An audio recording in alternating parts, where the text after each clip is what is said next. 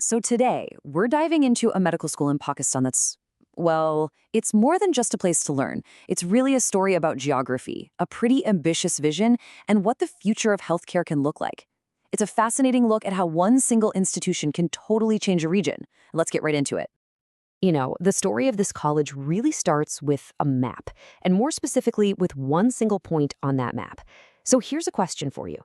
Do you have any idea which city in Pakistan sits at that unique junction where all four major provinces, Punjab, Sindh, Balochistan, and Khyber Pakhtunkhwa all meet?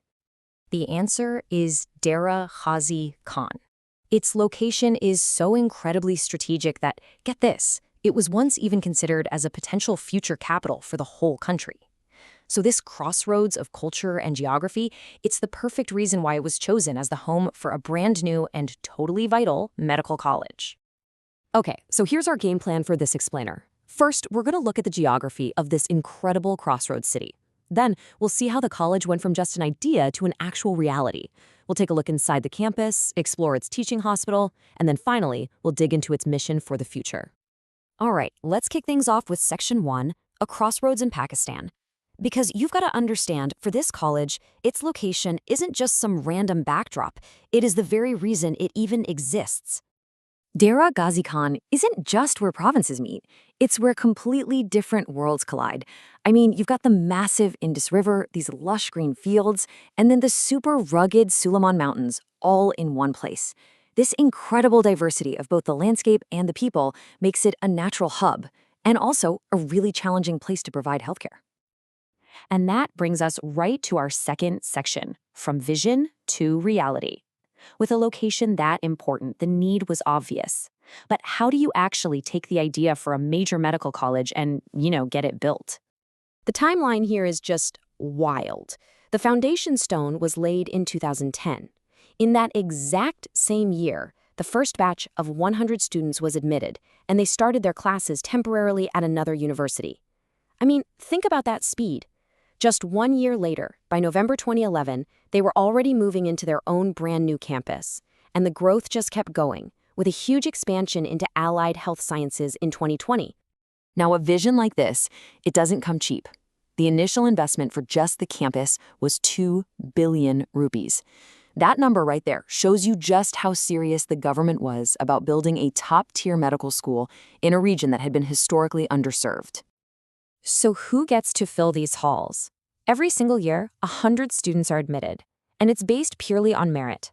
They're selected through a really tough centralized admission test.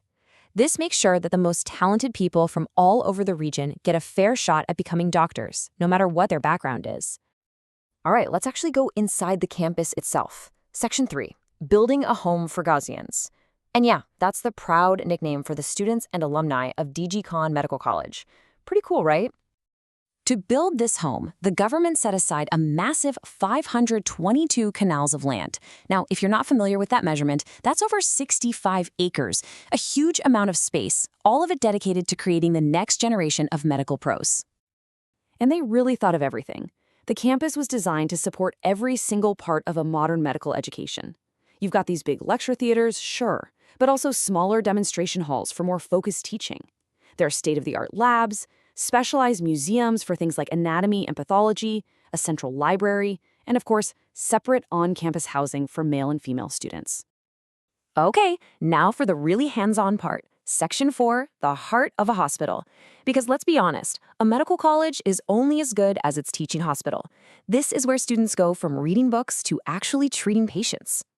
So the college is attached to the DHQ hospital, which actually has a super long history itself, starting way back in 1901 as just a small civil hospital. But when the college came along, everything changed. It was totally transformed, upgraded, expanded. It became a major teaching hospital. So they didn't just build something new. They took an existing community resource and leveled it up big time. And the capacity of that new and improved hospital? 500 beds. A scale like that means students get to see a huge range of medical and surgical specialties, all while directly serving the community as they learn. The college itself is organized into dozens of different departments. You can kind of see them broken down into 3 main areas here. You've got the foundational basic sciences, then all the medical specialties, and of course the surgical fields. It's a really comprehensive setup that's designed to cover pretty much every single aspect of modern medicine. But the vision here was always bigger than just training doctors. Of course, they started with the core medical degree, but then they expanded. In 2020, they added the Institute of Allied Health Sciences to train the crucial technologists for labs and medical imaging. They also integrated a College of Nursing. What they're really building is a complete healthcare ecosystem all under one roof. So all this development, all this investment, it brings us to our final section, a mission for the future. What's the real driving purpose behind all of this? What's the why? If you actually read the college's mission statement, two words really pop out: innovative and compassionate, and that tells you everything you need to know. This isn't just about teaching the technical stuff. The goal is to build this deep sense of patient care and service to the community that really gets to the heart of what they're all about. And their vision just builds right on top of that. The main goal is to produce doctors who are culturally competent. Doctors who actually understand the unique social and economic challenges of the diverse people they're going to serve. It's all about making sure there's fair, equitable care for every single patient, which is so critical in a region that's a crossroads of so many different cultures. So that kind of leaves us with this one last thought to chew on.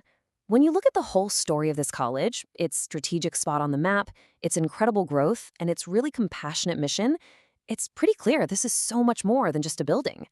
It makes you wonder, right? For any growing nation, is an institution like this just a school? Or is it the very foundation for a healthier and a more equitable future?